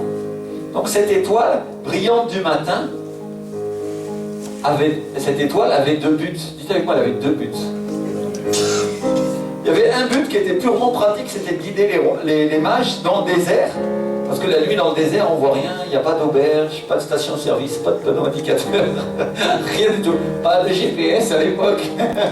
Il fallait bien que dans le désert, ils marchent la nuit avec leurs chameaux, leurs bêtes. Et il fallait qu'ils trouvent l'endroit où était Jésus. Alléluia. Rappelez-vous ce que le pasteur Gustavo nous avait prêché à propos des vierges qui tenaient le flambeau à l'entrée la nuit pour qu'on puisse trouver l'endroit où était le marié, non? Eh bien, cette étoile, elle était comme un flambeau dans le ciel allumé pour déclarer, regardez où est l'époux. C'est là qu'est l'époux pour l'église qui va se lever et va naître. Alléluia. C'est dans cet endroit. Donc ça a été un élément précieux pour guider les mages dans cette région de la terre où ils n'avaient probablement jamais été. Je ne sais pas si vous avez beaucoup voyagé, mais moi j'ai roulé en Colombie, j'ai roulé en Grèce, dans des endroits où je ne connaissais pas, j'étais content d'avoir un GPS, croyez-moi. Parce que là, la nuit, oh là là, quelle galère. Mais avec ça, le GPS, j'ai trouvé l'endroit, non? Eh bien, cette étoile était comme un GPS pour leur permettre de trouver l'endroit. Tu sais quoi, l'étoile, c'est comme un GPS. Alléluia. Mon frère, ma soeur, l'étoile brillante du matin, Jésus-Christ de Nazareth, est un GPS pour que tu trouves Dieu. Alléluia. Et oui, c'est ça le signe. Amen. Et il y avait aussi un but prophétique. Et ce but, c'était d'annoncer au monde ce qui était écrit: Jésus est l'étoile brillante du matin, l'espoir des nations, celui qui va vous guider dans le désert, dans l'obscurité. Alléluia. Et là, on ne parle pas seulement de guidage physique, mais aussi spirituel, hein, non? Il faut que tu vois les choses de Dieu briller dans ta vie pour savoir par où tu dois aller mettre les pieds. Hein. C'est une image, tu comprends bien. Hein. Quand tu vas voir Jésus, tu vois l'étoile brillante du matin, tu vois la lumière de Jésus briller sur ta vie. Alors tu sais que c'est par là qu'il faut aller, tu sais que c'est par là qu'il faut te conduire, c'est par là qu'il faut agir. Amen. Et vous allez voir que ce que je vous ai dit tout à l'heure, la Bible dit que quand ils ont aperçu l'étoile, ils ont été saisis d'une très grande joie. Alléluia. Mon frère, ma soeur, quand tu vois Jésus, il y a la joie. Alléluia. Waouh, encore un signe. La joie, c'est un signe. Amen. Merci Seigneur. C'est un signe de la présence de Dieu. Et ils sont donc rentrés dans la maison où il y avait Jésus et ils se sont prosternés et ils l'ont adoré. Amen. On ne parle pas d'une joie humaine, on parle de joie surnaturelle, de cette joie indicible qui nous saisit au tripes, qui ne nous quitte pas, qui est toujours avec nous. Alléluia. Et c'est ça que la présence de Dieu fait quand on s'en approche. Et la Bible nous dit, quand ils l'ont vu. Dites avec moi, quand ils l'ont vu. C'est quand tu vois Jésus avec tes yeux spirituels que cette joie s'empare de toi pendant le culte. C'est quand tu vas voir Jésus avec cette vue spirituelle que cette joie va s'emparer de toi dans la vie de tous les jours. Même quand tu es dans les problèmes. Dis avec moi, la joie. Alléluia. Mon frère, ma soeur, la joie du Seigneur est toujours à ta portée. C'est à toi de décider où tu marches et où tu te connectes. Est-ce que tu suis Jésus ou est-ce que tu marches dans les ténèbres? Est-ce que tu te connectes à Jésus et tu reçois sa joie? Parce que si tu reçois sa joie, ça va devenir une force. La joie du Seigneur sera ta force. Alléluia. Et c'est ça qui va te faire marcher. Et tu auras la puissance de marcher sur les eaux. Tu auras la puissance de marcher sur la parole. Tu auras la puissance d'avancer dans ta vie chrétienne. Parce que la joie du Seigneur sera ta force. Alléluia. Même quand tu auras des problèmes, tu auras la force. Alléluia. Merci Seigneur. Et ça, c'est pour ça que quand la présence de Dieu, l'onction se manifeste au milieu de nous, on ne peut pas expliquer. Mais on est heureux et nos visages changent, non? Vous avez vu quand la présence de Dieu s'est manifestée, quelle joie, on est là et il y a une détente, tout a disparu, la pression spirituelle est partie, et on est dans une joie incroyable. Et moi j'ai remarqué une chose aussi, c'est que tous ceux qui expérimentent ça pendant le culte, ils n'ont jamais envie de partir. Et après le culte, on reste en train de discuter pendant des heures. Ça, c'est la joie du Seigneur. Qu'est-ce qui fait ça? La joie du Seigneur. Alléluia. En Colombie, mon père spirituel, il dit toujours une chose, je l'entends toujours dire ça, quand j'écoute ses prédications, il raconte, il dit, c'est incroyable parce qu'à la fin du culte, il y a des gens qui doivent éteindre la lumière pour que les gens partent. Parce que la présence de Dieu est tellement forte dans le culte que les gens restent après pour discuter, échanger des heures, ils sont dans la joie, ils sont comme après un bon repas où on a bu un petit peu, on est gai, non? Et on s'amuse, non? Mais sauf que là, ça passe pas vite. Vous comprenez? Parce que l'alcool, ça se finit en amertume souvent. Mais la joie de Dieu, ça finit que en allégresse. Amen. Vous comprenez ça? Ça marche comme ça. Imaginez, il y a quelqu'un qui doit éteindre la lumière pour que les gens partent. Sinon, il ne ferme jamais l'église. Alléluia. Vous avez vu ça en Colombie. Ça dure longtemps. Donc ces mages qui très certainement avaient étudié les Écritures, qui avaient lu qu'un Messie devait venir et quel était le signe qu'il allait arriver, ces mages qui étaient des érudits et des scientifiques certainement, qui étudiaient le ciel, les étoiles, qui connaissaient les signes des temps, quand ils ont vu l'étoile, cette étoile qui n'apparaissait pas avant, ils ont pris leur chameau, c'est-à-dire leur meilleur véhicule, aujourd'hui on a leur Mercedes peut-être, mais là ils ont pris leur chameau enfin, ils se sont déplacés, ils ont pris de l'or, ils ont pris de l'encens, on suppose que c'est des chameaux, la Bible ne le précise pas, mais pour marcher dans le désert, les ânes c'est moins efficace. Mais bon, et ils ont pris de l'or, ils ont pris de la myrrhe, on en déduit parce que pour transporter tout ça, il faut quand même un véhicule qui est costaud, non? Donc par déduction, on déduit qu'ils étaient partis avec des chameaux. Et ils ont commencé à suivre cette étoile. Dites avec moi cette étoile. Et mon frère, ma soeur, si toi tu suis l'étoile de Jésus, tu es sûr d'arriver à ta destination parce qu'il va te montrer le chemin. Et ça aussi c'est un signe prophétique. Jésus te montrera le chemin jusqu'au Père. Alléluia. Jésus te montrera le chemin jusqu'au Père. Il est venu pour ça. C'est son travail. Alléluia.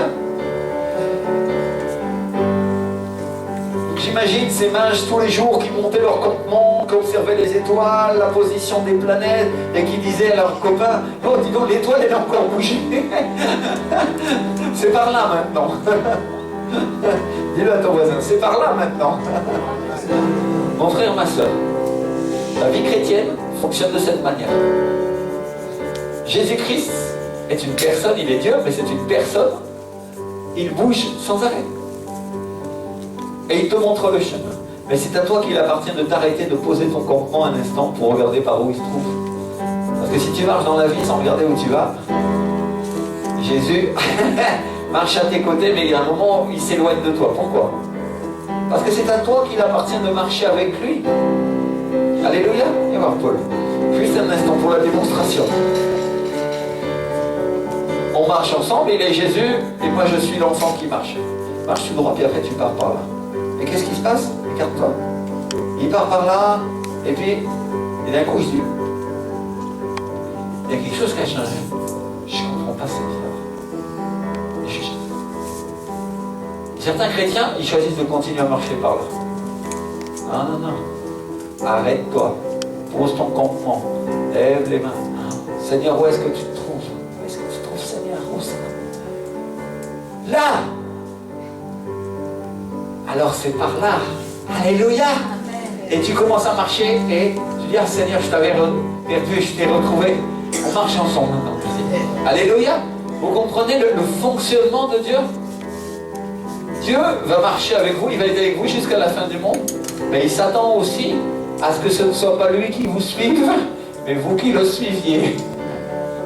Et ça veut dire que de temps en temps, il va s'éloigner de votre chemin, non pas parce qu'il ne vous aime pas, mais parce que c'est par là. Et toi, tu es en train de te tromper de chemin. C'est ça, vous comprenez ça? C'est-à-dire, tu es en train de partir par là, et Dieu te dit, hé! Et il attend que tu te sentes un peu mal pour que tu te retrouves et tu puisses le suivre. Amen. Pourquoi? Parce qu'il est le GPS, il est l'étoile brillante du matin. C'est lui qui t'indique par où ça se passe et le chemin jusqu'au Père. Amen. Alors je ne sais pas si vous vous rendez compte, tous ces milliers de kilomètres dans le désert à dos de chameau, pour aller de l'Orient jusqu'à Bethléem, pour adorer le roi des rois et le Seigneur des seigneurs. Et toi, tu as du mal à te lever pour aller à l'église un dimanche matin. Dis à ton voisin, fais gaffe quand tu vas monter au ciel, parce que les mages vont te casser la figure. Je ne sais pas comment ils s'appellent. Certains ont dit qu'on les appelait Balthazar, et ils ont choisi un nom, mais la Bible dit pareil. Mais si t'entends qu'il y a un mage derrière toi, quand tu montes au ciel, fais gaffe. Il paraît que certains, ils ont mauvais caractère.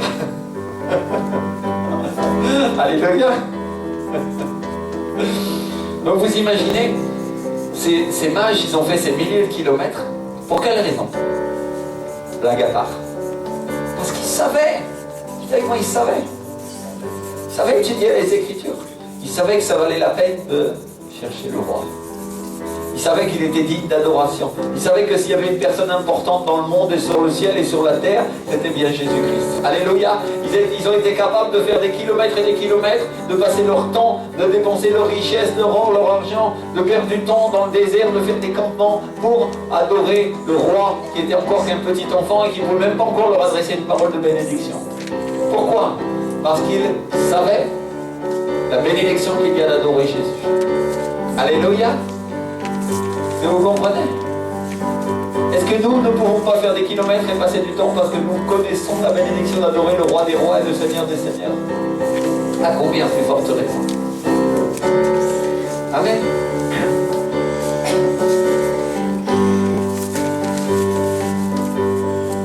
Et ils sont arrivés, ils ont demandé à tout le monde à Jérusalem, où est le roi des Juifs qui vient d'être? Où est le Messie? On a vu son étoile en Orient, on est venu pour l'adorer. Et le roi Hérode a été troublé, parce qu'il savait qu'un Messie allait venir, et que ça allait être la fin d'une époque. C'était pas la fin d'une époque. Parce que lui aussi, il était roi, Hérode, et si Dieu envoyait un roi, lui, peut-être il ne le serait plus. Et il a voulu savoir où se trouvait l'enfant, parce qu'il allait essayer de le tuer. Et Dieu a prévenu les mages, il les a prévenus dans un rêve de ne pas revenir vers Hérode. Alléluia, dites avec moi, Dieu donne des rêves. Dieu donne des rêves. Moi, je peux vous donner ce témoignage que la semaine dernière, Dieu m'a donné un rêve pour une décision de savoir à quel endroit je pouvais passer Noël. J'avais demandé à Dieu ce que je devais faire. Dieu m'a donné un rêve. Alléluia. Dieu donne des rêves. Amen. Tous les rêves ne sont pas de Dieu, mais Dieu donne des rêves. Si tu veux savoir des choses, demande à Dieu. Et il va te parler de différentes manières. Soit dans des visions, soit dans des prophéties, soit dans la parole de Dieu, soit directement dans ton esprit, soit dans des rêves. C'est-à-dire dans des rêves. Et les mages, la Bible ne dit pas quel rêve ils ont fait, mais dans le rêve, ils ont compris qu'il ne fallait pas qu'ils reviennent voir Hérode. Alors peut-être on peut imaginer un rêve où ils ont vu Hérode qui allait tuer Jésus, par exemple. Hein. Imaginez. Je ne sais pas ce que Dieu leur a montré, mais là, ils ont bien compris, en tout cas. Alléluia. Pour ceux qui veulent entendre des rêves, un rêve de Dieu, tu te souviens toujours du contenu, c'est quelque chose de très différent, et tu dois prier, le Saint-Esprit va te donner la révélation. Si tu n'arrives pas à comprendre, tu ne connais pas assez des Écritures, tu peux venir voir quelqu'un d'ancien d'église, un pasteur, mon épouse, peut-être il aura l'interprétation. S'il est honnête, s'il n'a pas l'interprétation, il te dira, écoute, le Seigneur ne me dit rien. Mais je sais que c'est un rêve de Dieu, il y a quelque chose de caché, prie pour le savoir. Alléluia. Mais l'Esprit du Seigneur va te donner l'interprétation de ce rêve. Si quelqu'un a eu un rêve récemment et il ne comprend pas ce rêve, il peut venir me voir. Je ne le raconte pas à tout le monde, mais tu as besoin de le comprendre. Alléluia. Dieu te parle dans certains rêves avec un motif particulier pour que tu ne commettes pas d'erreur. Pourquoi? Parce que Jésus est l'étoile brillante du matin et il t'indique par là où tu dois aller, mais aussi par là où tu ne dois pas aller. Amen. Alléluia. Donc Dieu a prévenu les mages.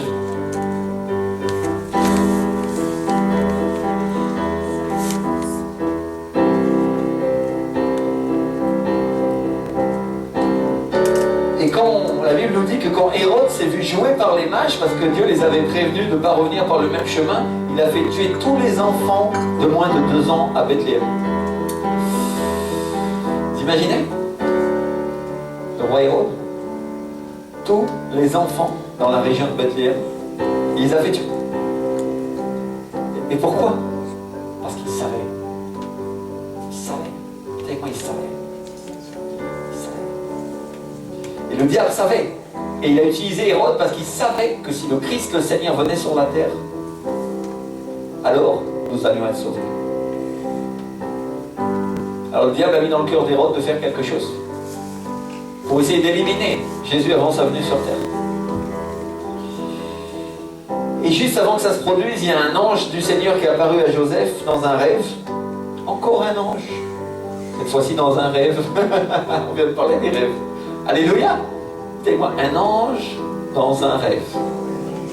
Et cet ange dans le rêve, il lui dit, lève-toi, prends le petit enfant et sa mère, fuis en Égypte et reste-y jusqu'à ce que je te parle, car Hérode cherchera le petit enfant pour le faire périr. Et Joseph se leva, prit de nuit le petit enfant et sa mère et se retira en Égypte. Vous quoi, il est parti en Égypte. Il était chez lui en Israël, mais il est parti en Égypte. Et la Bible dit qu'il y resta jusqu'à la mort d'Hérode afin que s'accomplisse ce que le Seigneur avait annoncé par le prophète. J'ai appelé mon fils hors d'Égypte. Alléluia. Enfin, encore un signe. Ça devait se passer comme ça. Il devait aller en Égypte. Et ça, c'est un signe qui était écrit dans la parole. Signe prophétique. Amen. Et ce n'est pas le seul signe. Parce que dans la parole, il y avait aussi écrit que tous les enfants de Bethléem allaient être tués. La Bible dit dans le livre de Jérémie, et on envoie une application en Matthieu 2,18, on a entendu des cris à Rama, des pleurs et de grandes lamentations. Rachel pleure ses enfants et n'a pas voulu être consolée parce qu'ils ne sont plus. C'est écrit en Jérémie, c'est écrit aussi dans Matthieu, cette prophétie qui allait se passer. Je vais vous dire, moi, ce qui m'est arrivé un jour, je lisais la parole dans mon dévotionnel personnel, hein, on appelle ça un dévotionnel, un temps où tu pries avec le Seigneur pour toi et pour lui, non? Et tu es tout seul. Et je lisais cette parole et je me suis mis à pleurer. Et j'avais vraiment un chagrin incroyable. C'était, Seigneur, c'était affreux. Et vraiment, je crois que le Saint-Esprit m'a fait sentir peut-être ce qu'il a senti aussi quand ses enfants ont été tués. Vous comprenez? C'était écrit que ça devait se passer. Mais pour autant, le Seigneur était triste aussi. Dieu nous aime. Dis-moi, Dieu nous aime. Dieu ne voulait pas que les enfants d'Israël soient éliminés, mais il savait que ça allait arriver. Il savait. Des pleurs et des lamentations. Rachel pleure ses enfants et n'a pas voulu être consolée parce qu'ils ne sont plus. Encore une prophétie. Et comme ce n'était pas encore complet, la Bible dit au verset 19 que quand Hérode est mort, un ange du Seigneur est apparu en songe à Joseph. Encore un ange. Et l'ange lui a dit, lève-toi, prends le petit enfant et sa mère et va dans le pays d'Israël, car ceux qui en voulaient la vie du petit enfant sont morts.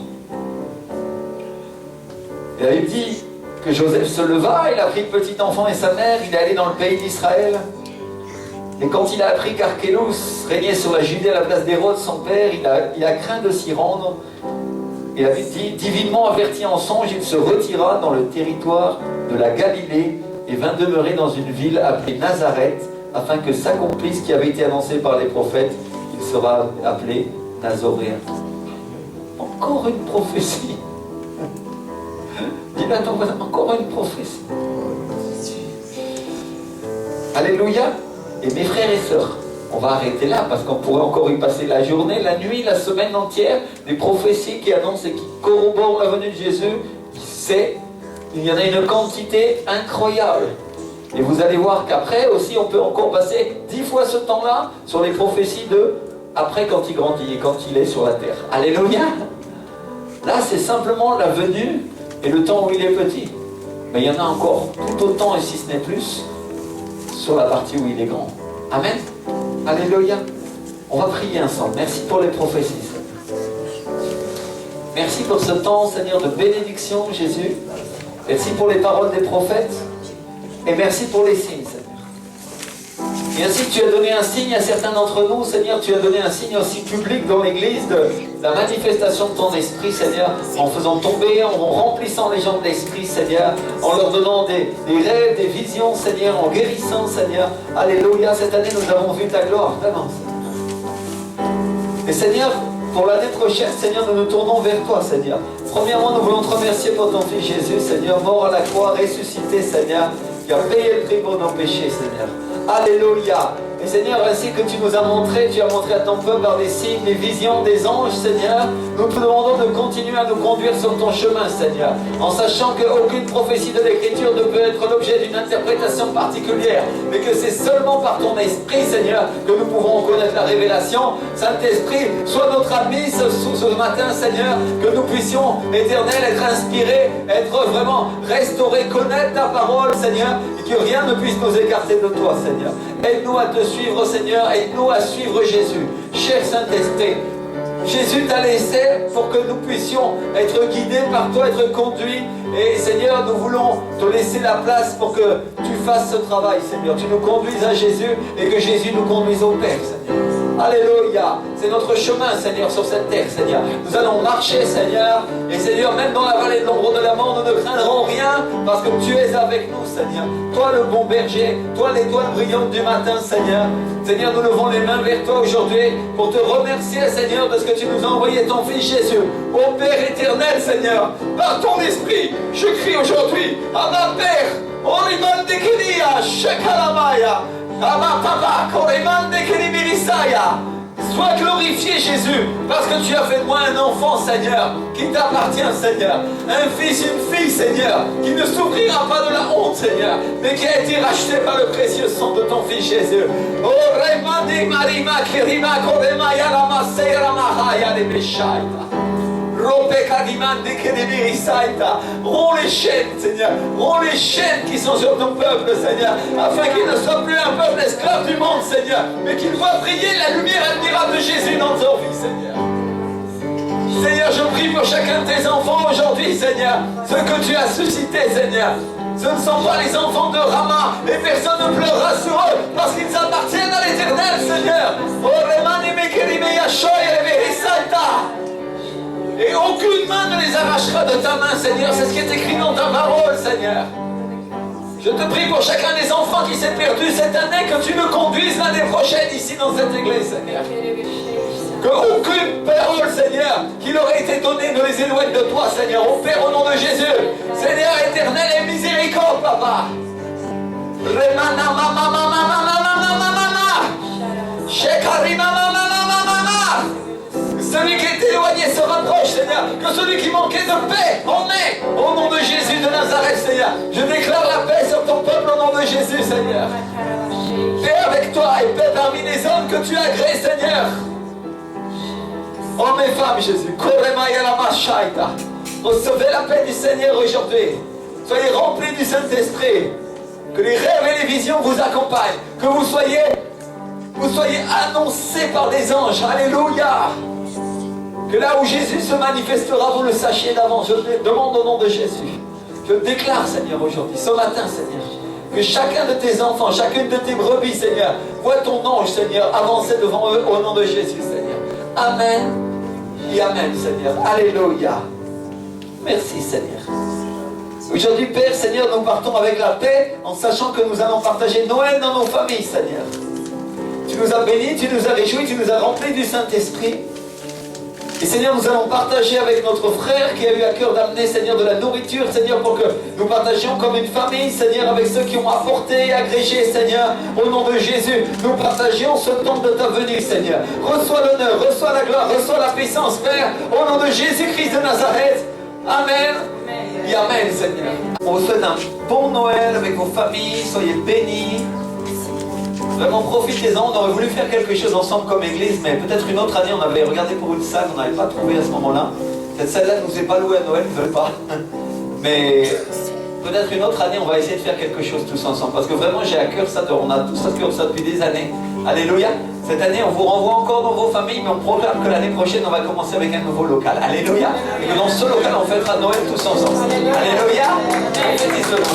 Aujourd'hui, au nom de Jésus. Alléluia. Il y a une parole de foi à laquelle vous sortir. Je crois que c'est prophétique, mes frères et sœurs. Alors, on va partager cette nourriture. On va se réjouir pour notre frère aussi qui reçoit le salut, qui est béni, à qui le Seigneur a mis à cœur des grandes choses et qui a un témoignage incroyable. Seigneur, merci Seigneur pour notre frère et on se réjouit. Et pour ceux qui regardent sur Internet, soyez super bénis. Vraiment, que vos familles reçoivent le témoignage de la personne de Jésus quand vous allez fêter Noël avec eux. Au nom de Jésus. Je le déclare sur vos vies. Recevez-le au nom puissant de Jésus. Amen et Amen.